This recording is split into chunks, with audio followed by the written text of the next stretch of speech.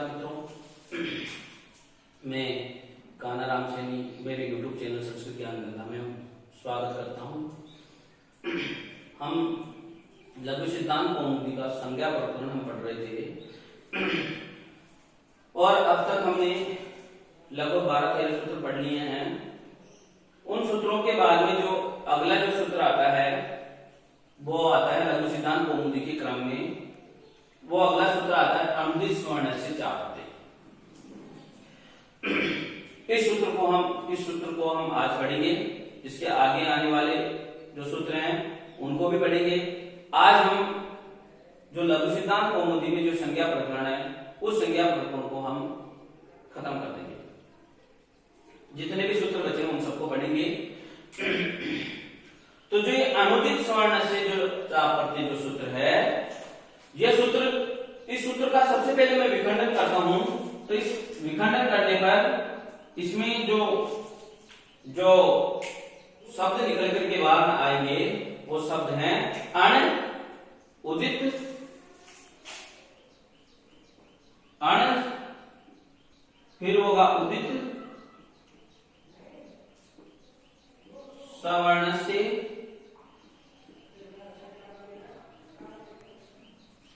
च, प्रत्यय। इस प्रकार से इसका विखंडन होगा। तो इसके एक एक शब्द को हम समझने का प्रयास करते हैं। तो जब सबसे पहले जो प्रत्यय है उस शब्द को बताया गया, उस शब्द का जो वृत्ति बताई गई है, उस शब्द को समझाया गया है। तो प्रत्यय को समझने के लिए सबसे पहले प्रत्यय शब्द को समझाया गया है। इसमें कहा गया है कि प्रतीयते विधीयते इति प्रत्यय। प्रत्यय क्या है? तो इसका उत्तर है, प्रत्यय की परिभाषा दी गई है कि जो प्रतीयते, प्रतीयते का अर्थ होता है विधान किया जाता है, और विधीयते इस शब्द का अर्थ भी होता है विधान किया जाता है। यानी जिसका विधान किया जाता है वह प्रत्यय कहलाता है। यहाँ पर प्रतीयते और विधीयते इन दोनों ही शब्दों का एक ही अर्थ है, विधान किया जाता है। यानी प्रतीयते प्रत्यय सप्रत्यय या विधीयते सप्रत्यय, ऐसा भी कर सकते हैं हम। यानी जिसका विधान किया जाता है वह प्रत्यय कहलाता है। अब अप्रत्यय हमारे समझ में आ जाएगा। अप्रत्यय की यदि हम परिभाषा करेंगे तो यानी जिसका विधान नहीं किया जाता है वह अप्रत्यय कहलाता है।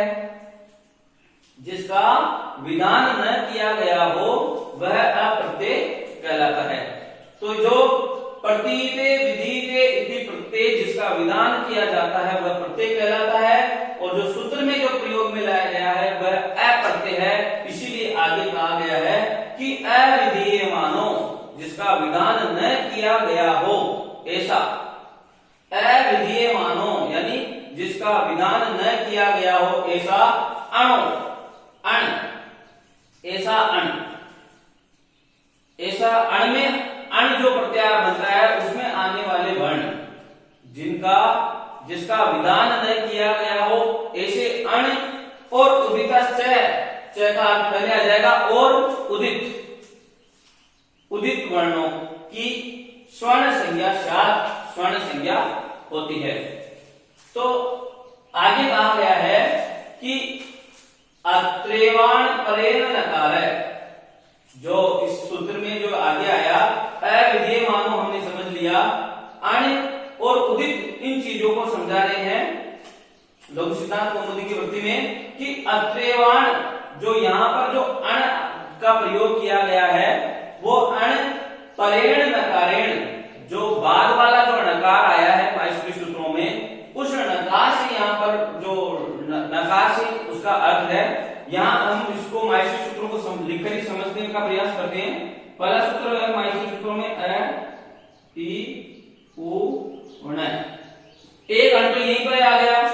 दूसरा री ली क, तीसरा ए ओ ग, चौथा ऐ औ च। पांचवा है ये व र ट।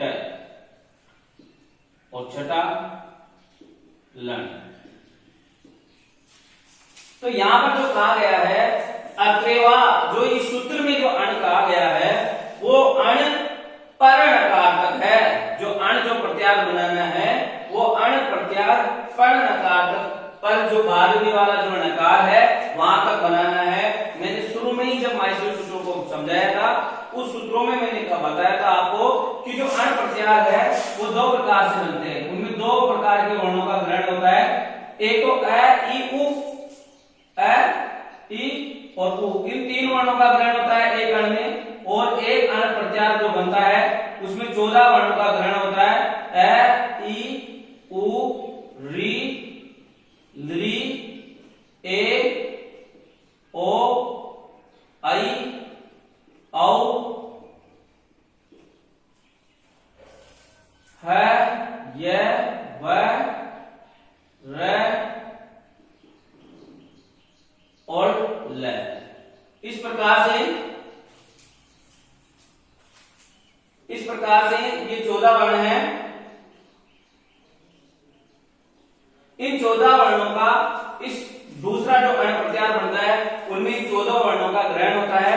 तो समस्या यह आती है कि जब अण प्रत्यार हम बनाए, कहीं पर अण प्रत्यार जब कहा जाए तो हम पहले वाला जो नकार है वहां तक के वर्णों का ग्रहण करें या बाद वाला जो नकार लण के अंदर जो लण जो छठा सूत्र है उसमें जो नकार आया वहां तक के वर्णों का ग्रहण करें। तो महाभाष्यकार पतंजलि ने कहा है, इसके बारे में बताया है कि जो अनुदित सवर्ण से जो चा प्रत्यय है इस सूत्र में पर नकारतक अण का ग्रहण करना है। जो पर नकारतक जो वर्ण है उनका ग्रहण करना है, जो प्रत्यार बनाना है। इस सूत्र में यदि अण प्रत्यार बनाना है तो पर नकारतक बनाना है। बाकी अन्य किसी भी जगह किसी भी सूत्र में यदि अण कहा जाए, अण प्रत्यार की आवश्यकता हो और अण प्रत्यार को कहा जाए तो पूर्व नकारतक ही वर्णों का ग्रहण करे। तो इस प्रकार से इस जो ये जो समस्या थी इसका जो समाधान किया है महाभाष्यकार पतंजलि ने में किया था, जो मैंने बता दिया। इसी प्रकार से एक और जो बनता है वह प्रत्यार है इण। तो यदि इण प्रत्यार हम बनाएंगे तो इण में ये दो वर्ण आएंगे, एक तो ई और उ, और जो दूसरा इण प्रत्यार बनाएंगे तो ई से लेकर के ई उ री री ए ओ आई औ है य व र और ल, ये वर्ण आएंगे।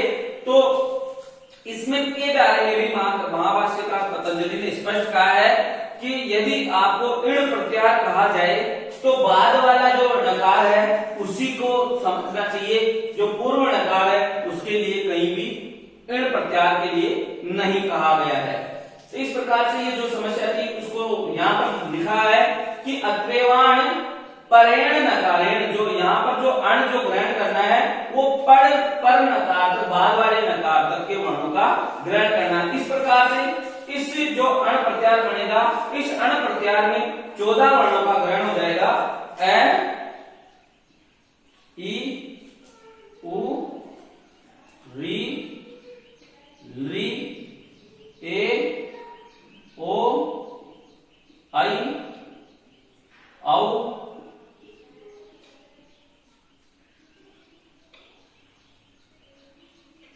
है ये व र और ल। इस प्रकार से कुल 14 वर्णों का ये वर्ण इस अण प्रत्यार के अंतर्गत आएंगे।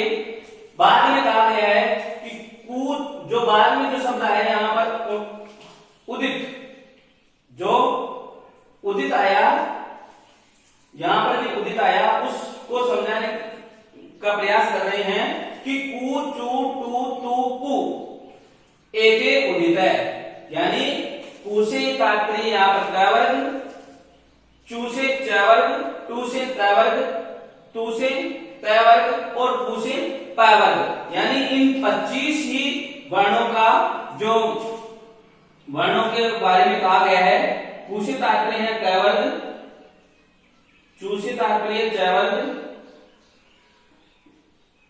टू से तात्पर्य टवर्ग, टू से तात्पर्य टवर्ग और पू से तात्पर्य पवर्ग। यानी इन टोटल 25 वर्णों का बारे में, इन 25 वर्णों को उदित कहते हैं। तो जो ये जो वर्ण है अण और उदित, यदि अप्रत्यय हो, यानी इनका यदि विद्यमान नहीं किया गया हो, इनका विद्यमान नहीं हो, इनका विद्यमान नहीं किया गया हो, तो इन वर्णों की, इन ये जो सभी वर्ण हैं, ये सभी वर्ण स्वर्ण अपने स्वर्णों का ग्रहण कराते हैं। यानी जो ये जो सूत्र है, इसको सवर्ण ग्राह सूत्र भी कहते हैं।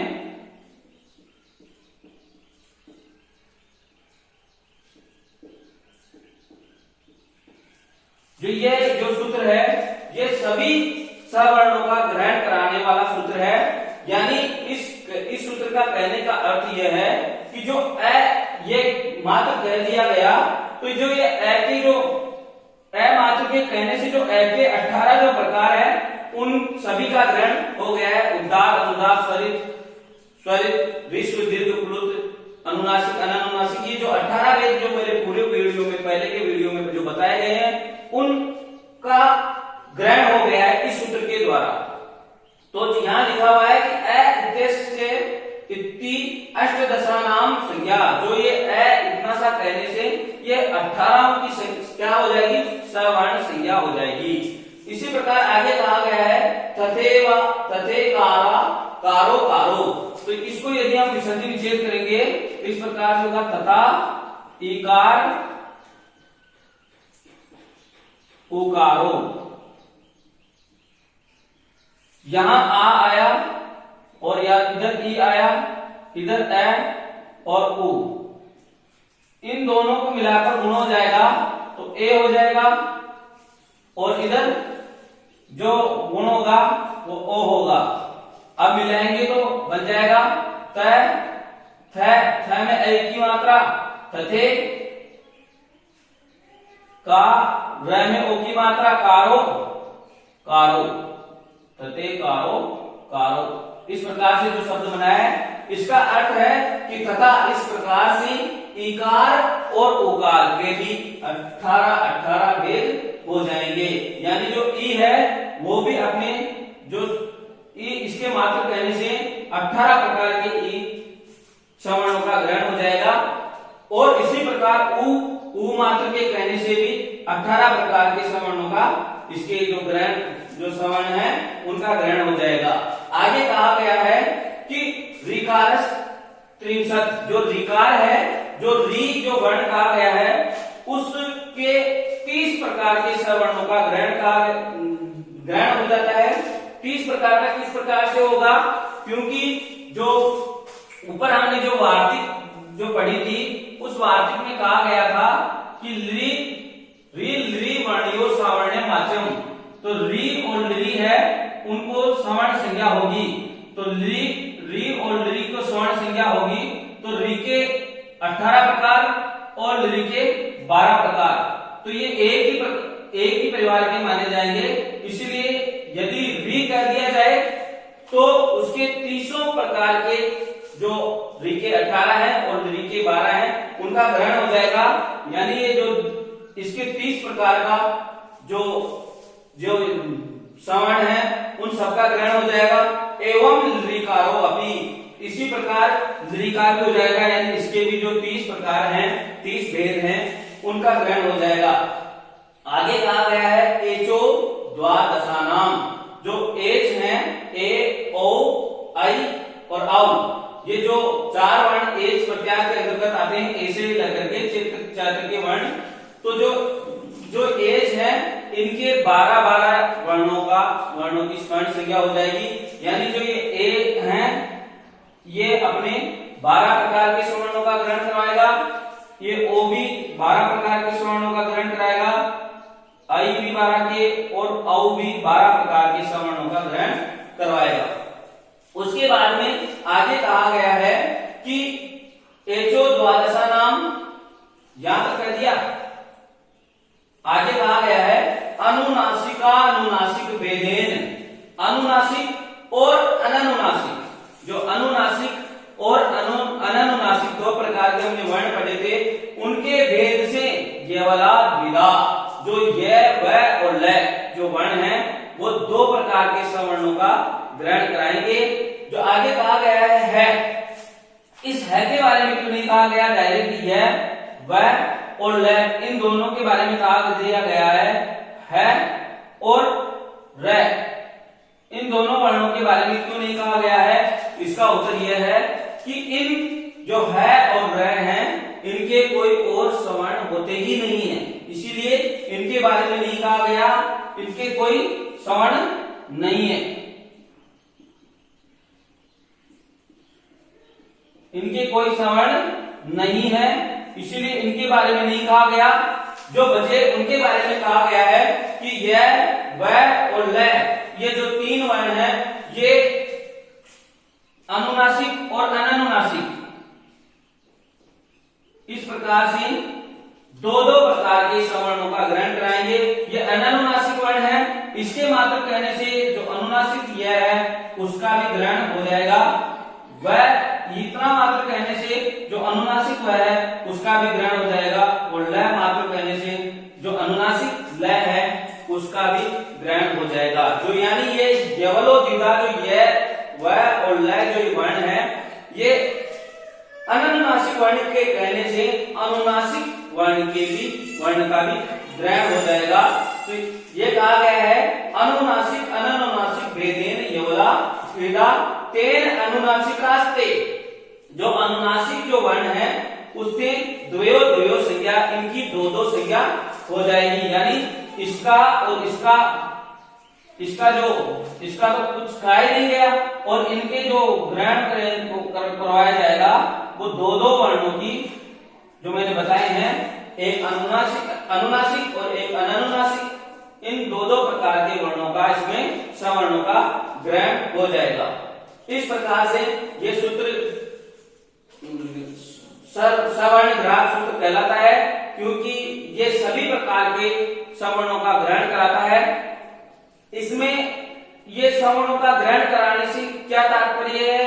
जो यदि हम संधि आदि करेंगे तो अपने सवर्ण का ही आदेश होगा। जैसे हम जनाब जस जसी ये सूत्र पढ़ेंगे तो जनों के स्थान पर जो जस आदेश होगा तो उसी वर्ग के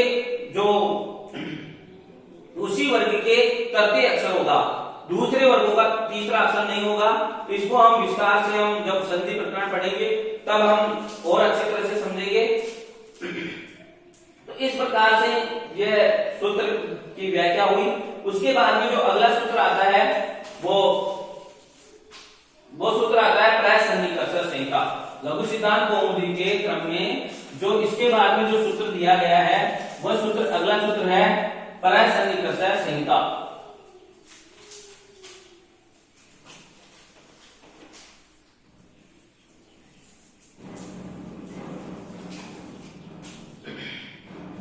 जो आगे का जो सूत्र है वह है प्रासन्निकर्षण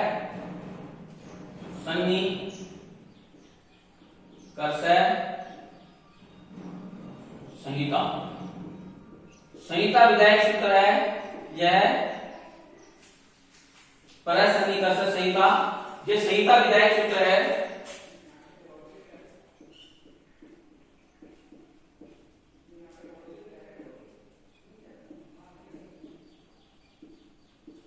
संहिता संज्ञा विधायक सूत्र है।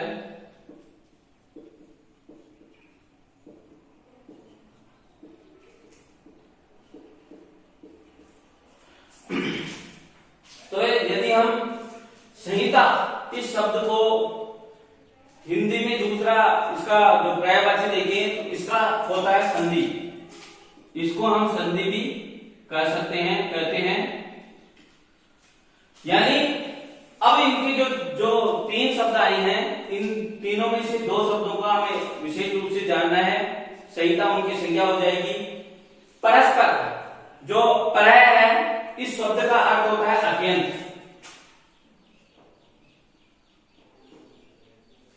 जो परय है इस शब्द का अर्थ है अत्यंत, और सन्निकर्ष है इस शब्द का अर्थ है समीपता। यानी जब अत्यंत समीपता होगी तो संहिता संज्ञा होगी, संधि होगी। तो अब यहां सवाल उठता है कि किसकी संहिता, किसकी अत्यंत समीपता। तो यहां उत्तर सीधी सी बात है, हम वर्णों की बात कर रहे हैं। तो यदि वर्णों में अत्यंत सन्निधि संहिता हो, वो समीपता है उच्चारण करने में, यदि हम तो उनकी संहिता संज्ञा होगी। हम इसको वर्ती के द्वारा समझते हैं। वर्णानाम, इसमें वर्ती में लिखा हुआ है वर्णानाम अतिशय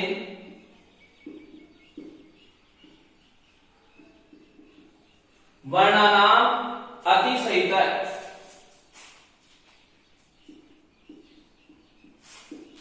सन्निधि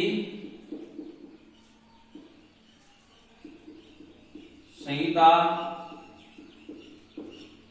संज्ञा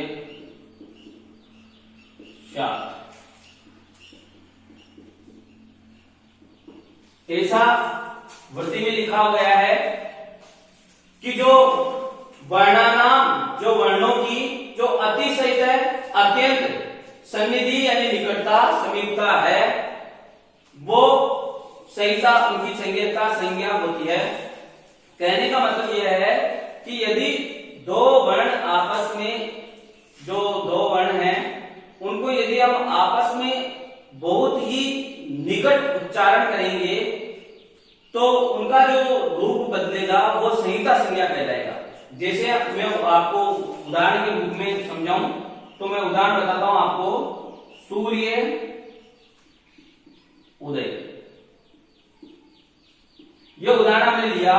तो इस य के अंदर जो अ है और इधर जो उ है, उनको यदि हम बहुत ही समीप में ला करके बोलते हैं, दो शब्द है अलग अलग, सूर्य और उदय, हम अलग अलग इनको बोलते हैं तो कोई संहिता नहीं होगी। लेकिन यदि हम इनको उच्चारण करने में जो ये अ है सूर्य के अंदर और इधर उदय का जो उ है, उन दोनों को अत्यंत समीप में ला करके, अत्यंत सन्निधि यानी पास में ला करके उच्चारण करते हैं, तो ऐसे वर्णों की संहिता संज्ञा होगी। जैसे सूर्य उदय, मैं पास में लाके बोलूंगा, थोड़ा और नजदीक सूर्योदय, हम जो ये पास में लाते हैं तो इसका जो रूप परिवर्तन होकर के जो यह आ जाता है वह यह ही क्या है, नहीं, जो ओ हो जाता है, ए और मिलकर के ओ होगा, तो जो ये ओ होता है सूर्योदय, तो ये जो ओ हुआ ये संहिता कहलाया। यानी जो ये दो वर्ण हैं, अ वर्ण और उ वर्ण, इसकी अत्यंत निकटता को, जो अत्यंत पास में जो निकट करके इनको जो उच्चारित किया गया है, तो उसकी संहिता संज्ञा होती है। इसी प्रकार यदि मैं दूसरा उदाहरण लूं तो अति प्लस अल्प,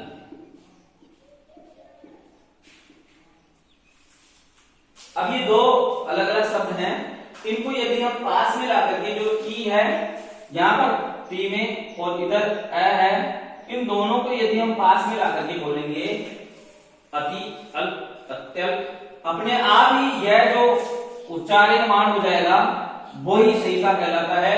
इस प्रकार के जो वर्णों की अत्यधिक निकटता से जो उच्चारणमान होता है उनकी संहिता संज्ञा होती है। तो यह आपके अच्छी तरह से समझ में आ गया होगा कि परय, परय यानी परय का अर्थ होता है अत्यंत, सन्निकर्ष यानी समीपता या निकटता की को संहिता संज्ञा होती है। और किनकी संहिता, वो निकटता वर्णानाम, वर्णों की अत्यधिक सन्निधि यानी समीपता की संहिता संज्ञा होती है। इसके बाद में यदि हम आगे यदि हम आगे का सूत्र लघु सिद्धांत कौमुदी के क्रम में देखते हैं तो अगला जो सूत्र आता है वो सूत्र आता है हलो अनंतरा संयोग है। आगे का जो सूत्र आता है हलो अनंतरा संयोग है।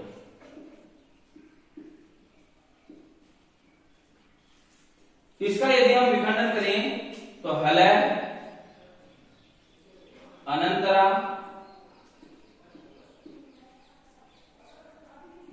संयोग, तीन शब्द निकल करके सामने आते हैं। तो इन तीनों का हम अर्थ समझते हैं। इन तीनों का यदि हम अर्थ समझ जाएंगे तो ये सूत्र हमारे समझ में आ जाएगा। हल, हल क्या होता है, हम शुरू से ही पढ़ते आए हैं, अच और हल, अच और हल। तो हल से अर्थ यहां पर व्यंजनों से है, व्यंजन। अब अनंतरा, अनंतरा इस शब्द को समझने के लिए हमें जो इसका जो मूल शब्द है अंतरा, उसको समझना पड़ेगा। अंतरा का अर्थ होता है व्यवधान।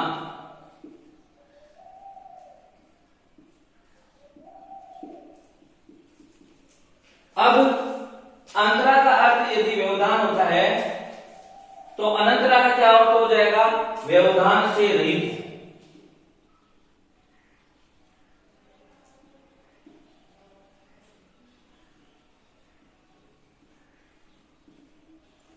यदि हल यानी व्यंजन व्यवधान से रहित हो तो उनकी संयोग संज्ञा होती है। इस सूत्र का जो अर्थ है मैंने आपको सामान्य अर्थ बताया है। तो जो हल है उसके बाद में जो हल है, व्यंजन है, जो यदि व्यवधान से रहित होंगे तो उनकी संयोग संज्ञा होगी। अब यहां प्रश्न उठता है कि किनका व्यवधान। तो हमने देखा कि जो वर्ण होते हैं वो दो ही प्रकार के होते हैं, एक होता है अच और एक होता है हल। अब हलों में हलों का व्यवधान होने से तो रहा, बचे क्या, अच।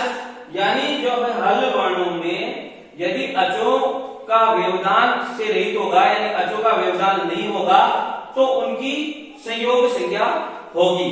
इसकी वृत्ति को यदि हम देखते हैं तो वृत्ति में लिखा हुआ है अजबी रेखा,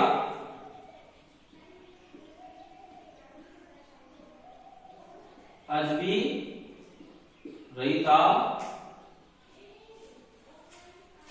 नहीं, अजबी रहिता नहीं है, अजबी वैविता है। अजबीर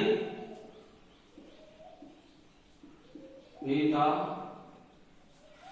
हल संयोग संज्ञा साथ।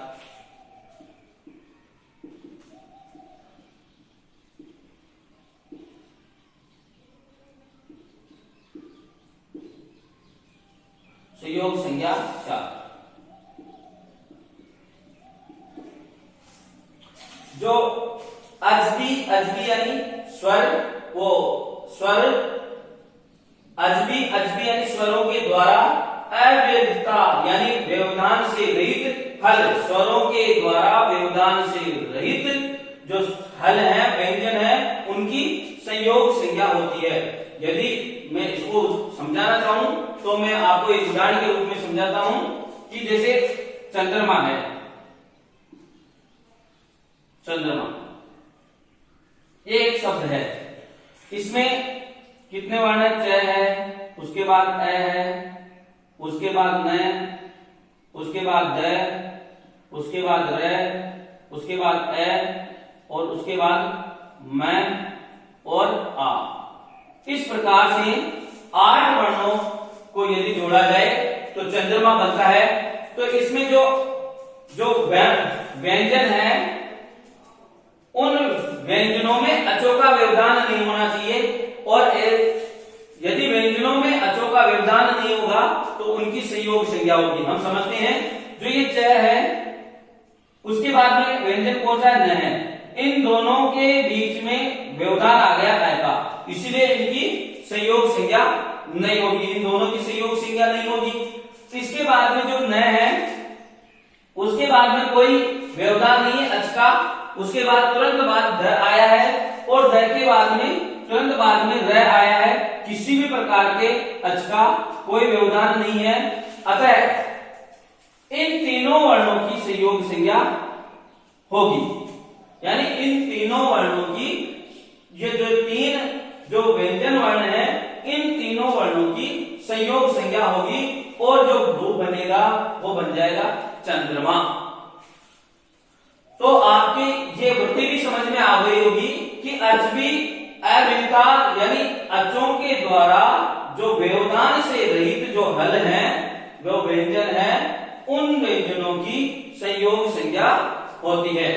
इसके बाद में लघु सिद्धांत कौमुदी के क्रम में जो संज्ञा प्रकरण का जो सूत्र आता है वो है, अंतिम सूत्र है सुबंतम तिङंतम। जो सुप तिङंतम ये सूत्र है, इस सूत्र के बाद में संज्ञा प्रकरण खत्म हो जाता है। उस सूत्र को हम समझ लेते हैं। जो आगे का सूत्र है वो सूत्र है सुप तिङंतम।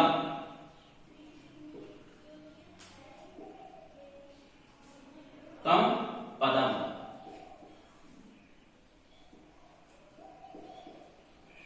इस सूत्र में यदि हम देखेंगे तो एक शब्द आया सुप, दूसरा है तिंग, तीसरा है अंत, अंतम और है पदम।